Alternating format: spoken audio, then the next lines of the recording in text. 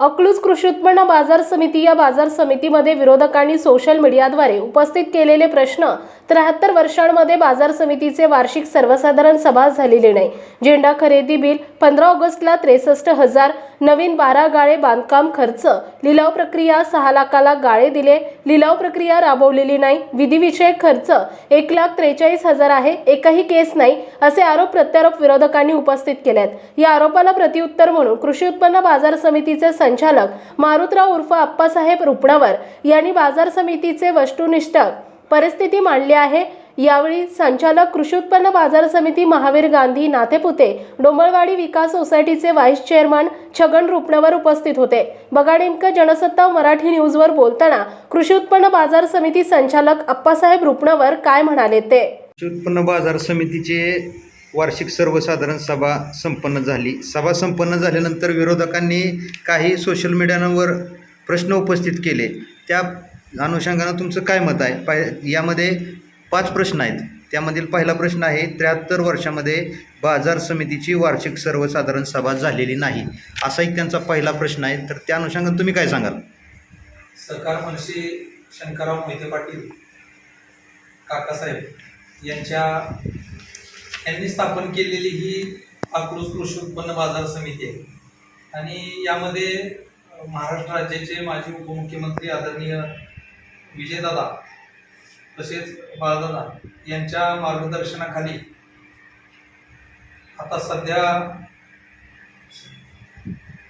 Market कमिटीचे सभापती आदरणीय मदनदादा साहेब यांच्या नेतृत्वाखाली सर्व संचालकांच्या सहकार्यानं अतिशय चांगल्या प्रकारे कामकाज आता सध्याही सुरू आहे आणि पाठीमागेही या कृषी उत्पन्न बाजार समितीचं चांगल्या प्रकारे कामकाज राहिलेलं आहे। विरोधाला विरोध म्हणून काही मुद्दे उपस्थित केले वार्षिक सभा संपल्यानंतर, परंतु त्या सभेनंतर जे प्रश्न उपस्थित केले त्यामध्ये कुठलंही तथ्य नाही। त्यांनी 73 वर्षापासून जी सभा झाली नाही असं त्यांचं म्हणणं आहे, परंतु त्यांनी अभ्यास केलेला नाही। कारण शासनाच्या आदेशाप्रमाणे महाराष्ट्रातील ज्या सर्व बाजार समित्या आहेत त्यांची वार्षिक सर्वसाधारण सभा सन 2004 पासून सुरू करण्यात आलेली आहे। त्यापूर्वी ही वार्षिक सर्वसाधारण सभा कधी होत नव्हत्या। विरोधकांचा मुळात बाजार समितीच्या वार्षिक सर्वसाधारण सभेच्या बाबतीत जो त्यांना विषय माहिती आहे त्यामध्ये त्यांचं अज्ञान या ठिकाणी दिसून येतं की त्यांनी चुकीच्या प्रकारचे हे आरोप केलेले आहेत। शासनाच्या आदेशानुसार अकलूज कृषी उत्पन्न बाजार समितीला ज्यावेळेस वार्षिक सर्वसाधारण सभा चालू झाली तेव्हापासून आजपर्यंत प्रत्येक वर्षी तालुक्यातील ग्रामपंचायत विकास सोसायटी व्यापारी व हमाल तोलार प्रतिनिधी यांना निमंत्रित केलं जातं आणि त्यानुसार नियमानुसार सभा घेतलेल्या आहेत। त्यामुळे विरोधकांच्या दाव्यामध्ये कुठल्याही प्रकारचं तथ्य या ठिकाणी दिसून येत नाही। त्यांचा दुसरा प्रश्न असा आहे की झेंडा खरेदी बिल 15 ऑगस्ट 63,000 या संदर्भात तुमची काय मत आहे? त्यांनी हा जो आरोप केलेला आहे तो अभ्यासपूर्ण आरोप केलेला पाहिजे होता, परंतु भारताचा अमृत महोत्सवी 75वा स्वातंत्र्य दिन ज्यावेळेस साजरा करण्याचं शासनाने परिपत्रकाद्वारे सगळ्या शासकीय आणि निमशासकीय कार्यालयांना पत्राद्वारे आदेश केलेले होते की हा स्वातंत्र्य दिन हा मोठ्या प्रमाणात आपण साजरा करावा। तशा सूचनेनुसार आणि माननीय उपजिल्हा निबंधक यांच्या कार्यालयाच्या आदेशानुसार आपल्या या मार्केट कमिटीनं उपनिबंधक कार्यालयास अंशदान दिलेलं आहे। हे या 63,000 आहे। तसेच अकलूज कृषी उत्पन्न बाजार समितीचं मुख्य कार्यालय असेल, माळशिरसचं उपबाजार समितीचं कार्यालय असेल, नातेपुतेचं उपबाजार समितीचं कार्यालय असेल, ह्या सर्व ठिकाणी मार्केट कमिटीच्या वतीनं 3 दिवसाचं त्या ठिकाणी लाइटिंग, विद्युत रोषणाई असे बरेच प्रकारचं चांगलं स्वातंत्र्य दिनाच्या दृष्टीनं चांगलं कार्य त्या ठिकाणी केलेलं असताना आणि डिजिटल फ्लेक्स बोर्ड ह्या तिन्ही ठिकाणी मोठ्या प्रमाणात लावून भारताचा स्वातंत्र्य दिन मोठ्या प्रमाणात साजरा करण्याचं काम या मार्केट कमिटीनं केलेलं आहे. तसेच देशभर स्वतंत्र देशभक्तीपर गीतं स्पीकरद्वारे तिन्ही ठिकाणी लावून त्या ठिकाणी देशाचा स्वातंत्र्य दिन मोठ्या प्रमाणात साजरा करण्याचं काम या ठिकाणी मार्केट कमिटीनं केलेलं असताना विरोधकांनी स्वातंत्र्य दिनाच्या पार्श्वभूमीवर केलेला खर्चाचा मुद्दा उपस्थित करून त्यांचं देशावर असणारं वेगळी प्रेम हे या ठिकाणी सर्वांना दिसून येणार आहे.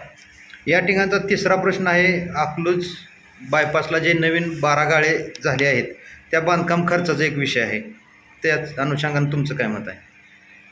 12 गाळे जे बांधकाम झालेले आहेत त्यामध्ये बायपास रोडला 12 गाळ्यांचं बांधकाम सार्वजनिक बांधकाम खात्याच्या DSR नुसार एस्टिमेट प्रमाणेच केलेलं आहे आणि बाजार समितीने बांधलेल्या या गाळ्यामध्ये टॉयलेट बाथरूम सह सर्व सुविधा त्यामध्ये देण्यात आलेल्या आहेत. सर्वसाधारण बांधकामाच्या स्लॅबची उंची 10 फूट असते, परंतु आपल्या मार्केट कमिटीच्या गाळ्यामध्ये 12 फुटाची उंची त्या ठिकाणी कुठलाही व्यवसाय व्यापार करण्याकरता योग्य असेल अशा प्रकारची 12 फुटाची उंची त्या ठिकाणी ठेवलेली आहे. तसेच शासनाच्या नियमानुसार GST करासह एस्टिमेट बनवलेला आहे. गाळ्यांच्या उंचीचा तसेच पाया जो खाली घेतलेला आहे आणि अंतर्गत काही ज्या सुविधा दिलेल्या आहेत, GSTचा खर्च वजा केल्यास प्रति स्क्वेअर फूट 1180 प्रमाणे या गाळ्यांचा बांधकाम खर्च या ठिकाणी येतोय आणि त्या पद्धतीनंच ते काम पूर्ण केलेलं आहे. परंतु विरोधक जाणून बुजून चुकीची माहिती मीडियाच्या माध्यमातून सर्वांना देत आहेत. तर हे त्यांनी जो हा प्रश्न उपस्थित केला आहे तो अतिशय चुकीचा आहे आणि मार्केट कमिटीची नाहक बदनामी करणारा हा त्यांचा प्रश्न आहे. पण त्याची पूर्ण माहिती देऊन त्यांनी बोलावं असं मला वाटतं. चौथा प्रश्न असा आहे की लिलाव प्रक्रिया 6 लाखाला गाळे दिले, लिलाव प्रक्रिया राबवलेली नाही असा देखील त्यांचा आरोप आहे. ह्या त्यांनी केलेल्या आरोपामध्ये कुठल्याही प्रकारचं तथ्य दिसून येत नाही. कारण मार्केट कमिटीने वर्तमानपत्रांमध्ये याची जाहिरात दिलेली होती की गाळ्यांचे लिलाव काढले जाणार आहे आणि वर्तमानपत्रामध्ये जाहिरात दिलेली असताना सर्वांना त्याची माहिती असताना आपली उपसमिती आहे, बांधकाम उपसमिती, ते उपसमितीचे सदस्य देखील त्या लिलाव प्रक्रियेच्या वेळेस उपस्थित होते आणि ज्यांना गाळं घ्यायचे, खरोखर ज्यांना गाळं घ्यायचे ती लोक अर्ज करून अगोदर डिपॉझिट देऊन त्या ठिकाणी उपस्थित राहिलेले होते. परंतु या गाळ्यांचं लिलाव चुकीच्या पद्धतीने झाले असं त्यांचं जे म्हणणं आहे त्यामध्ये कुठल्याही प्रकारचं तथ्य नाही. अतिशय योग्य पद्धतीनं सर्वांच्या समोर ह्या गाळ्यांचे लिलाव झालेले आहेत. त्यामुळं या गाळ्यांचे लिलाव होऊन जवळपास 6,20,000पासून ते 10 लाखापर्यंतचं डिपॉझिट लोकांनी ज्या गाळ्यांचं लोकांनी घेतलेले आहेत गाळे त्याचं या प्रकारचे लिलाव होऊन 6,20,000पासून 10 लाखापर्यंत त्यांनी डिपॉझिट ठेवलेलं आणि विरोधकांचं म्हणणं आहे की 20 लाख 30 लाख डिपॉझिट त्या ठिकाणी द्यायला लोक तयार होते किंवा असतील. मग त्या लोकांनी ज्यांनी त्या ठिकाणी गाळं घ्यायच्यात मग ते उपस्थित का राहिले नाहीत? सोशल मीडियात पत्रकाद्वारे कळवलेलं होतं किंवा मग त्यांना माहिती झाली ते तर घ्यायचं तर याय पाहिजे होतं. परंतु ह्या प्रकारचे चुकीच्या प्रकारचं संभ्रम लोकांमध्ये निर्माण करण्याचं काम आमचे विरोधक करतायत. त्यांनी अशा प्रकारची मार्केट कमिटीची बदनामी करू नये असं मला या ठिकाणी वाटतं. या ठिकाणचा 5वा प्रश्न आहे, विधिविषयक खर्च 1,43,000 आहे, एकही केस नाही. मला या ठिकाणी सांगायचं आहे की बाजार समितीचा आर्थिक सल्लागार RC बडे अँड कंपनी यांच्याकडे CA सनद आहे. बाजार समितीचे tax audit report, income tax, GST, व्यवसाय कर इत्यादी करांच्या रकमा चलनाने भरणे अशा कामांचे 2 वर्षाची फी, बाजार समितीचा व्हॅट नंबर काढणे, अकलूज गेट नंबर 2 नुकसान भरपाई, वकील फी, माननीय जिल्हा उपनिबंधक सहकारी संस्था सोलापूर येथील बार कौन्सिल कार्यक्रमासाठी माननीय जिल्हा उपनिबंधक सहकारी संस्था सोलापूर यांच्या सूचनेवरून केलेली आर्थिक मदत असेल अशा प्रकारचं संपूर्ण काम हे या खर्चामध्ये केलेलं आहे. आणि हे सर्व केलेलं असताना बिनबुडाचे आरोप करणे हे विरोधकांचं काम असतं. त्यांनी आरोप केले म्हणून आम्ही खचून जाणार नाही. आम्ही त्यांच्या प्रत्येक प्रश्नाला योग्य पद्धतीनं आणि सगळ्यांना कोणाचे गैरसमज झालेले असतील तर ते होणार नाहीत अशा पद्धतीनं आम्ही या ठिकाणी प्रत्येक वेळी लोकांपुढे जाऊ आणि लोकांना त्याची उत्तर आम्ही देऊ. परंतु चुकीचं बिनबुडाचा आरोप करायच्या विरोधकांनी थांबवत असे मला या ठिकाणी त्यांना सांगायचे.